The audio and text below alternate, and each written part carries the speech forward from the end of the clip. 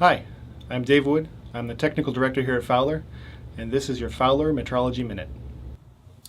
So today I'm going to talk about measuring force, technique, and how that applies to metrology. So the basic idea is everything flexes. Everything in our world is a little bit movable. Everything can bend.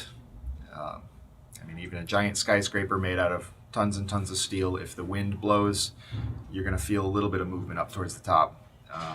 So this becomes a problem in metrology because the measurements that we're taking are sensitive enough that we can measure the flex in the tool that we're using to measure our workpiece. So this is error introduced to the system that we don't want. So the unsung hero to get around this problem is measuring force. If we have a nice repeatable measuring force, then we're going to have a little bit of flex when we take our reference measurement, or our zero, and every measurement we take after that is going to have the same amount of flex, and thus will cancel out the initial. So to illustrate that, I've got some Fowler Sylvac lifetime warranty tools on the table here. I'll start off with a caliper because this is the most egregious example of user error and flex.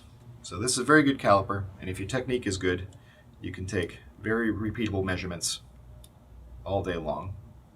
However, since the user is supplying the measuring force, a bad technique can introduce a lot of error into the system. So if I push too hard on this, you can see the numbers start to dance around a little bit. So user error, user technique is very important with a hand tool where the user is supplying the measuring force. So moving up in precision a little bit, next is the rapid mic. Now this uses a spring-loaded ratchet in the handle to supply the measuring force. So it's much less user input. Once the desired measuring force is achieved, it just spins. So I can sit here all day and continue turning this ratchet, and the force doesn't get any larger because of this ratchet mechanism. So moving up even higher into the precision level, we've got the Mark 6 indicator, which uses a spring force to take a measurement.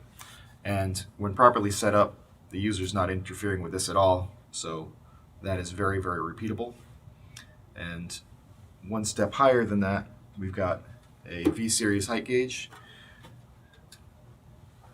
And this uses a secondary carriage, which you can see I'm pushing against the spring right here.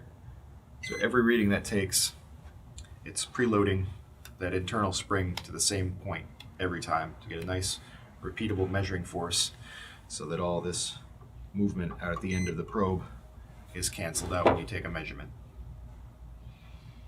And that's today's Metrology Minute.